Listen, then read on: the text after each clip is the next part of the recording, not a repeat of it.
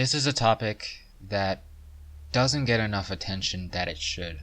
It doesn't get the attention that it deserves because, well, I don't know why it doesn't get enough attention, but it's more prevalent than a lot of people would be willing to admit, or more prevalent than a lot of people would think. It's not just in the state, it's not just in a country, it's not just in a continent, it's in the entire world. And that's what I want to talk about in this video. Not just what it is, not just how prevalent it is, what its effects are, also to give abuse survivors a guidance to where and how they can heal. Now, I don't claim to be a therapist or a psychologist or anything like that. I'm just someone who has gone through abuse, has done research on it, and wants to not just spread its awareness, also what people can do for it. This video is inspired by Aeon of Dreams' video on depression and social anxiety. The link to that video is in the description. Please go check it out if you believe you struggle with it, or if you do. It really helps me with what I talked about, and it really helped me with my social anxiety and just understanding what was going on inside of me. And Aeon's he's a really cool guy. You just need to check him out for yourself. So without further ado, let's get into it. So I'm going to tell you guys a little bit about myself so you can understand where I'm coming from. My real name is Diego, and I come from 14 years of chronic and domestic abuse. The earliest memories that I have of my abuse stem all the way back to around 4 to 5 years of age. And I remember a lot more memories since then. Even though there was a lot of shame, there was a lot of verbal abuse, I would say the prime years of my life were between the ages of 6 and 9.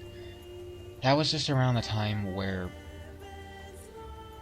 I wasn't the kind of person that would go out of my way to make friends, but I had a lot of friends. I had just the kind of friends that I was happy to see, the kind of people that we could do a lot of things together, and we would just enjoy our time together, whether it's reenacting a scene from a movie, making up our own outdoor games, just playing video games.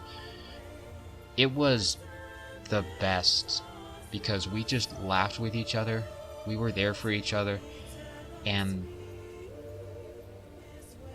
we barely had any complaints against each other. I think I actually made friends with one of the people that used to bully me, and that doesn't just happen. It wasn't until when I was 10 that we moved to another state, that we moved into Gorham, New Hampshire. Previously we were living in Oklahoma City. And in Gorham is a close-knit community. People who've known each other growing up, and it's just a community where everyone knows everyone. And to be an outsider coming into that community is very strange, it is very uncomfortable, and it is not someone who is filled with shame, someone who's filled with a lot of self-doubt should go through. Excuse me. It was around the time where I started to draw back socially. A lot of kids just criticized me or called me weird for a lot of things I did. They singled me out in a lot of games. They changed the rules to my own disadvantage. Now, there were times when I was a jerk. I wasn't always nice to people, so I'm not saying it was completely their fault, though at that time, I just wasn't mentally ready to handle that kind of stuff, and I really just stopped trying to be social, to try to interact with people. Though I am thankful for the people that did reach out anyway during those years of my life, and just had fun with me. We played video games together. Occasionally we played some outdoor activities, but we didn't do too much. Yet we still enjoyed each other just because they were there when I needed someone. And once I got to 12, 13 years, it was around 12 when we moved to Arizona, where I'm currently living now, and that's when I completely shut down socially. I did not go out of my way to talk to people. I barely made eye contact with anyone, and I just made little talk with people as possible. I just didn't even try. I gave up on finding friends because so many people have hurt me and so many people have left me that I never wanted to go through that pain again. I was never taught how to process and handle pain. I was only taught to internalize it and suck it up. No one should do that. No one should have to go through that. There were a couple friends, very few, 1 to 2 at the time that I made, and they weren't really good friends. I didn't know how to speak up for myself, so even when one of them made me drag my broken bike about a couple miles to my house, I said nothing. And the other one was just complete verbal abuse, tried to domineer, and it's just,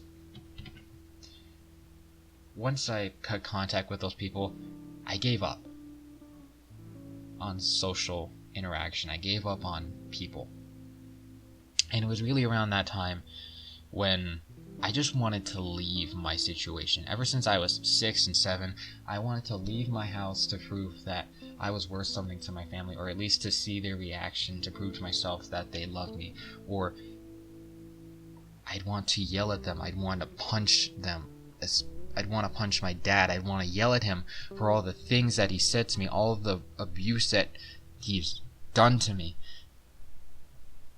I wanted to prove to him I was enough, regardless of everything that he's done to me. I just didn't have the strength in me, and I was never taught how to have strength. I was only taught how to be shamed and how to draw back and to conform.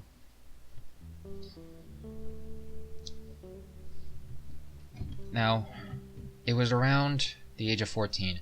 It was during the summer before my freshman year of high school, where my mom told me and my siblings to pack our bags while my dad was at work, and we were just gonna head out of the house and go to a motel.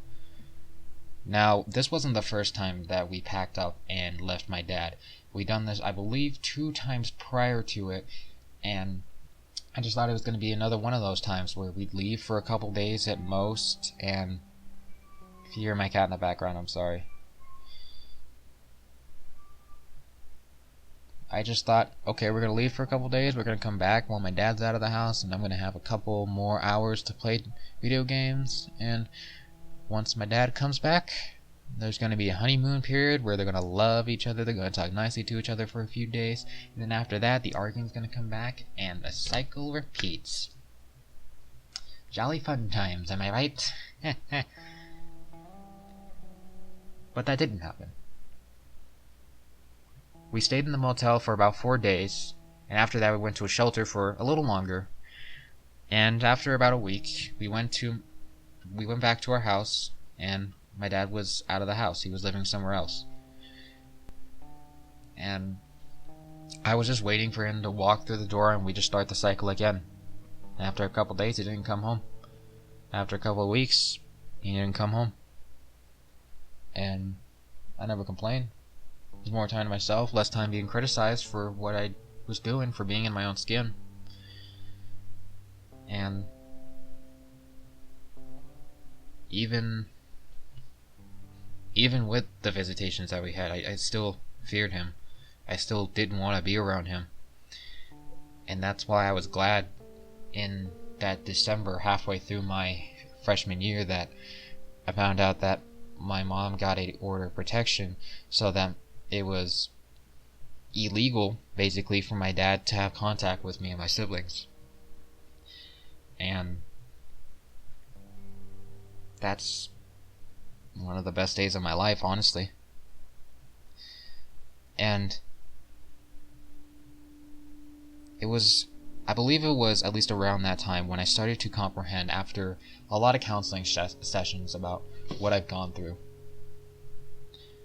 that I started realizing that what I've been put through, what me and my family have been put through, was abuse. For a long time, I thought it was just a normal way of life, that the dad was supposed to be hard on his kids, that he was supposed to be the enemy of the world, and the enemy like the world is, so that the kids will be ready for it. And occasionally he would take us out to get food, maybe bring us to an arcade or someplace fun, but it wasn't worth it compared to all the shame that he put on us, that he made us feel. And since then, I've just been trying to regain my confidence, my sense of worth, and my sense of lovability, and just understanding what abuse is, how the mind works, how fragile it is, what it can do, and, as I said, what abuse can do. And that's what I've been doing to this day, learning how to build confidence, how to encourage other people, how to bring them out of the rut that abuse puts them in. That leads us to what abuse is. In my own words, abuse is the use of power to maliciously harm others, to intentionally bring people down, to domineer them for their own benefit, just to feel that they are worth something. And there are 6 different types of abuse, as far as I know, from sexual to physical, neglect, spiritual, verbal, and emotional. I'm going to go into each one in depth, though I want to answer the question on why abuse does need intention. Many people believe that abuse is just something, it's all in your mind. It's something you can sweep under the rug and forget about it, and your life will go on as if it never happened. Well, they are right about one thing, that it is all in the mind. However, they don't understand how powerful the mind is, and in this case, how fragile, how pliable it is. There was a study conducted by the United Nations International Children's Emergency Fund, UNICEF for short, and the study was on the brain development of a child, and they found out that its development started at birth, where it was the most receptive and impressionable to what their parents or what their guardians said to them, how they treated them. And it's in those years, in the first few years, I'd say between 0 and 4, that a kid starts to understand whether they are lovable or enough or not. And if a kid experiences abuse in those first 4 years, reversing all that pain and all that shame is much more challenging compared to someone who had to experience it later on in life. So, how prevalent is abuse in the world? Let me give you some statistics to give you a clear idea and an image. 24 people per minute are victims of rape, physical violence, or stalking by an intimate partner in the United States alone.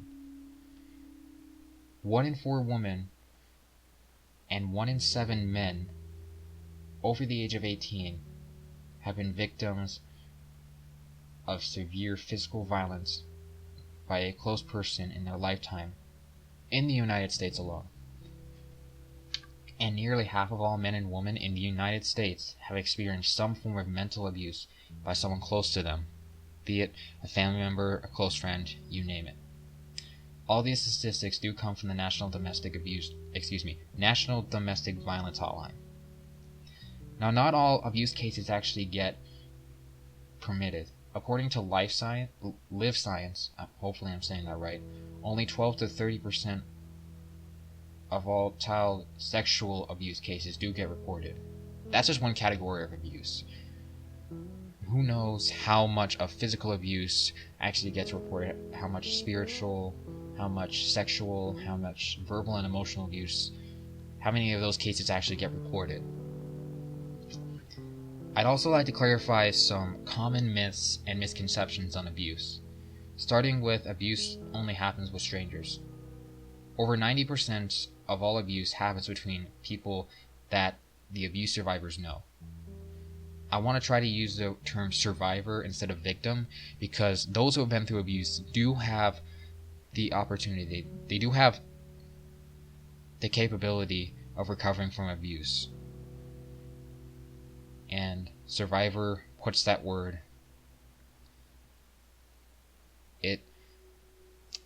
survivor is the best way to put it. Another myth and misconception on abuse is that it only happens in certain places like poor communities where people are so deprived that they will act on their impulses and do what it takes for their own well-being. Well, abusive relationships, they blend in with non-abusive relationships in all societies. Your financial status, your religion, your race, and anything of your status alone will not decide where abuse will happen. You could be in a rich community, you could be in a poor community, you could be in a Christian environment, you could be in an atheist environment. It does not matter. Abuse will still be present. There will always be someone in your area who has been through abuse. Are children with disabilities less likely to be abused? Well, they're actually 2 to 3 times more likely to be abused because they are less than capable compared to other people who don't have disabilities to actually defend themselves. They don't have the capability to help themselves, to speak up to their abusers or to speak up to someone who can help them. Another myth on abuse that really gets my gears grinding is that it's easy for victims to leave. I don't know who started this, but I want to slap them. I want to punch them. It is not easy for abuse survivors to leave. Forgive me if I used the word victim earlier. Those who are being abused believe they have nowhere else to go, that they will not survive financially, they have no other people, there's no other person to go to, and that their abusers are the only ones who will ever love them. They are, in a way, it's like Stockholm Syndrome, where in some ways they still love their abusers and yet don't want the situation they're in. And this makes it even more challenging for them to leave. It makes it so much harder for those who are being abused to leave their abuser. And some people believe that abuse is just an anger management problem. It's just they need to take a deep breath. They need to think clearly on what they're doing. Abusers act deliberately, with forethought, with calculation. They choose who they abuse very carefully. They choose who they abuse. They make sure it is someone who will not speak up, who will not report them to a community. They will not report them to the police, anyone. And even with all this said, some people believe that abuse isn't as bad as it's made out to be. Abuse is not only illegal, it has debilitating effects on the minds of all those who suffer from it chronically. And it's regardless of age or your gender. Now, do you know what it's like to be abused? There are a lot of characteristics that would lead to the possibility that you are abused. However, there's 2 things to keep in mind. One, most people who are being abused don't know that they're being abused, and they think it's just a normal lifestyle. And 2, a lot of the characteristics that would fall under the possibility or the category of being abused could also just mean, it could also be that they're not. Some characteristics are present in both people who were abused and those who weren't. I'd like to focus on the characteristics, the characteristics that if you have them, then there is a good chance that you were abused. So have you ever been criticized for the way you thought? Have you ever felt that your body is all that matters to a significant other? Has anyone ever thrown objects at you, burned you, held you underwater, tied you up, or done anything to physically harm you? Has anyone ever touched you in a way that felt violating, shown you pornography, electronically or person to person, or joked in an inappropriate way that you didn't like? Have your guardians or guardian failed to give you clean and wearable clothes, food and water, shelter, medical care, or have they left you alone in situations where you couldn't take care of yourself? Lack of Wi-Fi doesn't count. Have you ever felt scared on one or more occasions to go home? Do you have aches and pains like stomach and headaches for no clear reason? And are you very obedient, or do you feel that you're very demanding? If you identify with 4 or more of these characteristics, I would say that you have gone through abuse, and most likely it is chronic abuse. This leads me into the description of the 6 types of abuse that I stated at the beginning of the video. And to start it off, I would like to describe what physical abuse is. Physical abuse is the intentional use or threat of using physical contact that causes physical harm, injury, or death to another person. This is a type of abuse that is easiest to measure or notice, given that usually it leaves marks on the person. However, it's not the most common form of abuse. According to the National Society for the Prevention of Cruelty to Children, or NSPCC, only 19% of their calls are for cases regarding physical abuse. All those other cases could be the other 5 that I've stated. Sexual abuse. Sexual abuse is the exploitation of another for sexual gratification. This is the kind of abuse that I've never gone through myself, and it's one that I do hope I understand in the future. If you have gone through sexual abuse, please let me know your experience or what it was like, either down in the comments or send me an email if you don't want other people seeing your comment. I have a link to my email in my channel description, and I would love to understand what it was like to go through that so I can help other people who have gone through sexual abuse. Now, sexual abuse, it ranges on a spectrum that includes, but is not limited to, sexual kissing, intentional touching of the breasts, genitals, buttocks, etc., simulated intercourse, oral sex, attempted intercourse, or complete intercourse. Neglect. In the context of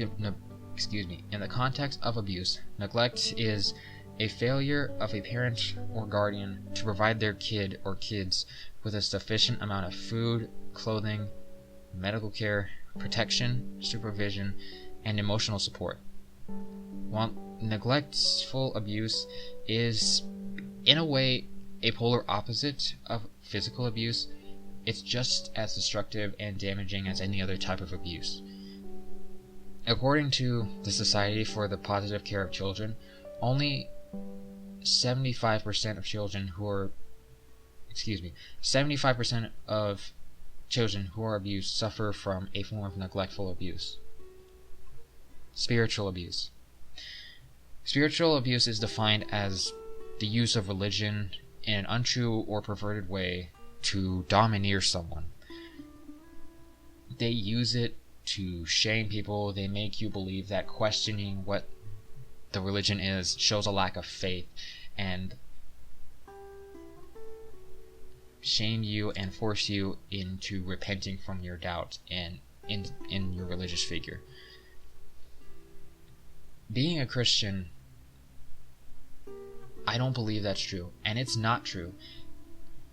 You deserve the right, you have the right to know what religion is, what the specific religion is, what practices they have, why they do it. You have the right to know, because those who don't know are like slaves. It's not certain how many churches out there or how many places use spiritual abuse, though it is another reason to ask certain questions about their religion when you can. It's a good way to challenge whether they're receptive to new ideas or if they're very insecure and just don't want to be questioned. And if they don't want to be questioned, then there's a good chance that not only do they not know a lot about the religion, but there could be abuse. Verbal and emotional abuse. These two go hand in hand.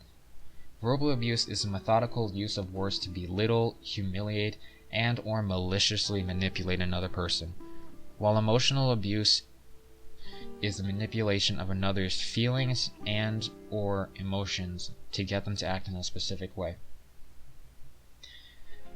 This type of abuse is often ignored and belittled itself, though it's the most damaging of all kinds of abuse.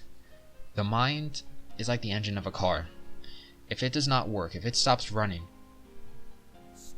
if it stops functioning normally, the body cannot work the way it was intended to. It cannot live, it cannot operate to its full potential. Pediatricians who have been interviewed by Time magazine say that psychological abuse can be just as damaging as any other form of abuse. This is one that I have the most experience with. That's the one that I've gone through my 14 years of chronic abuse. When you feel like the ground you walk upon is worth more than you, it can be extremely difficult, to say the least, to wonder why you should still be here. Yes, I have struggled with suicidal thoughts, and I'm still healing. I'm still taking my time to heal from this. It is very serious. Abuse leads to some of the darkest places any person could ever be. Think about a time when you were in middle school. For some, there may not have been a physical threat present, but the thought of social rejection, the thought of being criticized by words, scared you to the point of cowering to it. That is a form of abuse. The fear of being belittled. Now, there are physical effects of abuse. When going through abuse long enough, it can actually affect your physical state. It can impair your memory and how well you learn. It can hinder how you can process and function with your emotions, your impulses, and arousal. It can have a decrease in your motor skills and coordination, and it could really mess with your fight or flight response, because it could be active 24/7, wondering if someone's going to come and attack you. This leads me to my final section on getting out of the rut. For abuse survivors, you need to find a confidant, someone who has your best interests at heart. It's a trusted family member, a friend, or anyone of that sort, even a counselor. Getting this help is self-love, and it's something you deserve. Now, if you can, you need to leave your you need to leave the abuser. At the very least, get as minimal contact with them as possible. Find somewhere else to stay. Please report it to Child Protective Services and 911. You deserve love. You are enough. You deserve someone who truly loves you and doesn't feel the need to constantly criticize you and belittle you. Now, whether you leave your abuser or not at this stage, find a confidant that does have your best interests at heart. And what I mean by that is someone who's willing to listen, someone who's honest in a way that you can handle, someone who's patient and will allow you to vent your feelings and situations to them. Now, I'm not saying to get carried away with this. They are not invulnerable to your words. Sticks and stones can break my bones, but words can heal me. The same can be said with anyone else. Words can bring life, or they can destroy. They can motivate and inspire people, or they can shame people and bring them to utter darkness. The confidant has their own life going on too. They have their own problems that they need to handle themselves too, as well as they need time to recharge after every get-together that you will have with them.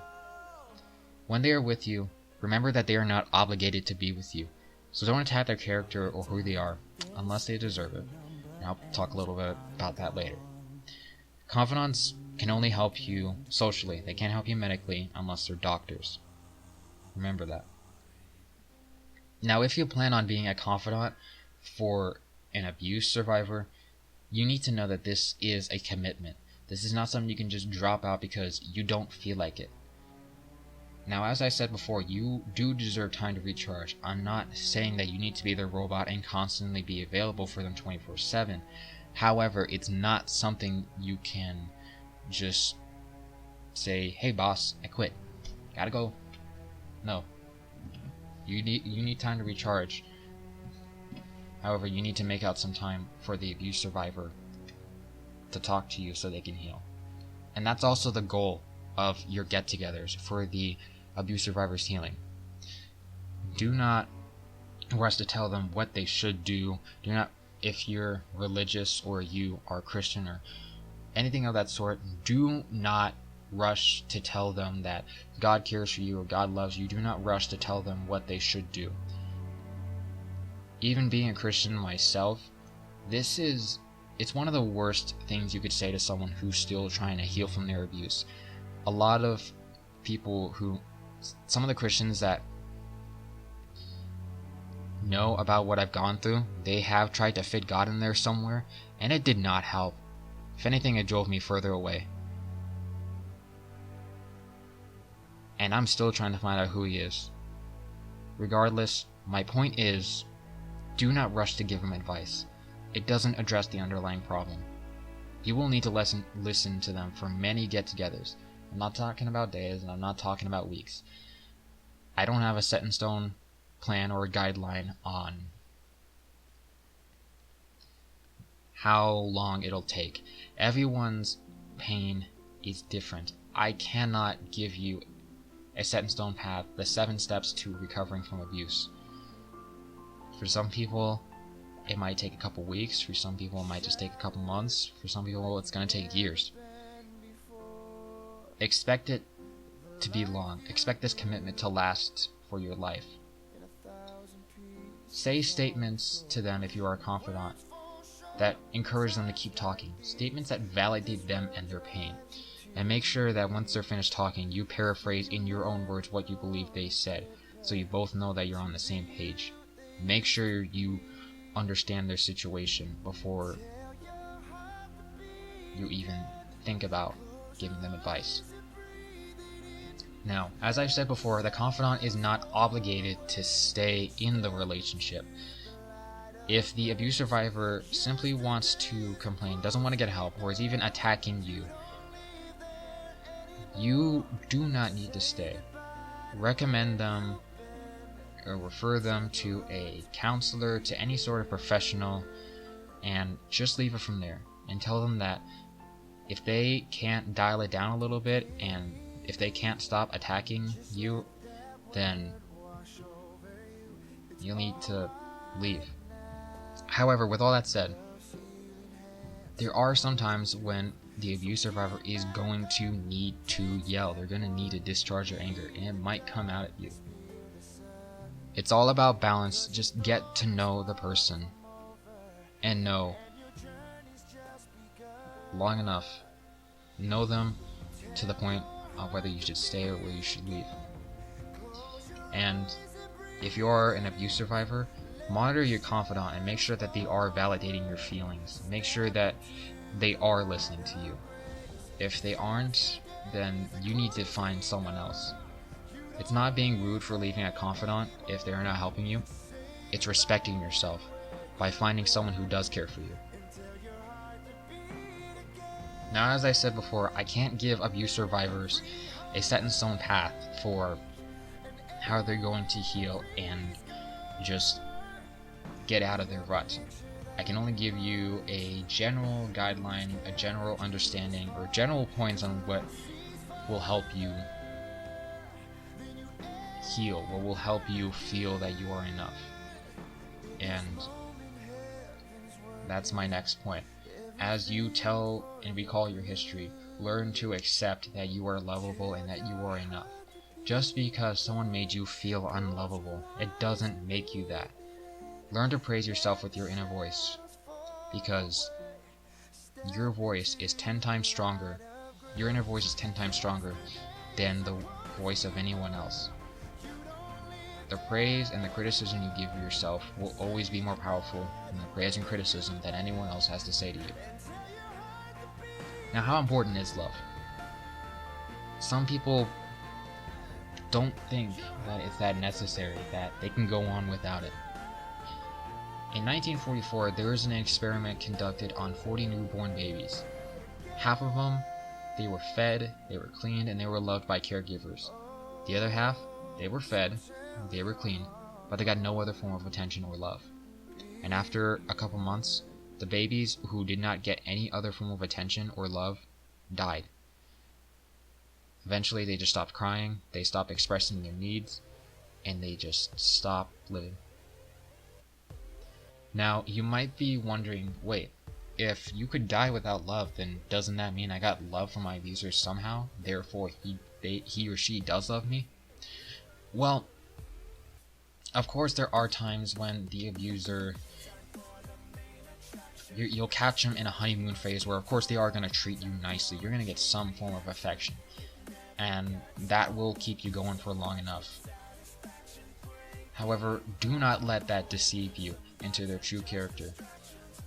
They might say that you're kind, that you're pretty, that you're a good person one minute, and the next minute they might be criticizing you for being in your own skin.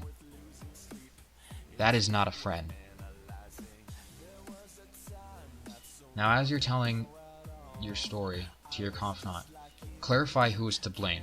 Clarify who is to blame for the abuse. I'll give you a hint. It's not you. The abuser went through a lot of abuse in their childhood a long time ago, and instead of choosing to process that abuse, they took it out on you. At the same time, learn healthy boundaries, what they are, and how and when to establish them. You deserve the boundaries that you believe other people deserve. Well, I don't know what's in your mind, so let me rephrase that. You deserve healthy boundaries. You deserve to say no to a request when you just can't make time for it. You deserve people who will speak nice to you. Whatever it might look like, enforce some healthy boundaries on how you would like to be treated. It's all a part of self-care. Now, at the same time, remember to respect other people's healthy boundaries. They deserve them too. And get to know yourself. Many abuse survivors, after they left their abuser, or even during that, they don't know a lot about what they like. They don't know their own personalities. They don't know what they dislike. They don't know who they are as a person. So, notice your feelings. Listen to what they're trying to tell you in any situation that you're in. Explore new hobbies. It doesn't have to be going out to the park and playing basketball with some new people. You can do it by yourself. Maybe it's not sports. Maybe it's looking into some books. Maybe it's an online game. Whatever tickles your interest. This is as far as I can take any abuse survivor listening to this video. I am still going through the healing process myself, and this is the part where I'm still at myself. It'd be unfair for me to give you advice in a territory that I'm not familiar with. I encourage you to fill in the blanks yourself, to reclaim your worth and your love, and to get out of that rut. I need you to listen to me. if you are an abuse survivor, even if you're not an abuse survivor. You are enough. You are lovable. You are one of the best things that could have ever happened to life. You are one of the most wonderful people to ever exist on the planet. You deserve all the love and all the affection that you could ever get in your lifetime, because that is what you are worth. Love and affection. Say that to yourself every day. I am enough. I am enough. I hope you guys enjoyed this video, and I hope it gave you guys some insight into what abuse is and guidance to those abuse survivors on who are still recovering from it. However you experienced this video, please let me know down in the comment section what you liked about it, any sort of constructive criticism, and any personal stories on abuse that you've gone through as well. I would love to hear it in the comments. I would love to hear it in an email. I would love to understand what abuse survivors go through so I can understand more about what abuse is, how I can help other people that I come across in my life that have gone through abuse. I want to hear your stories. I want to listen to your stories because I want to understand. Because I want to understand. This is Captain Nightlight, signing out.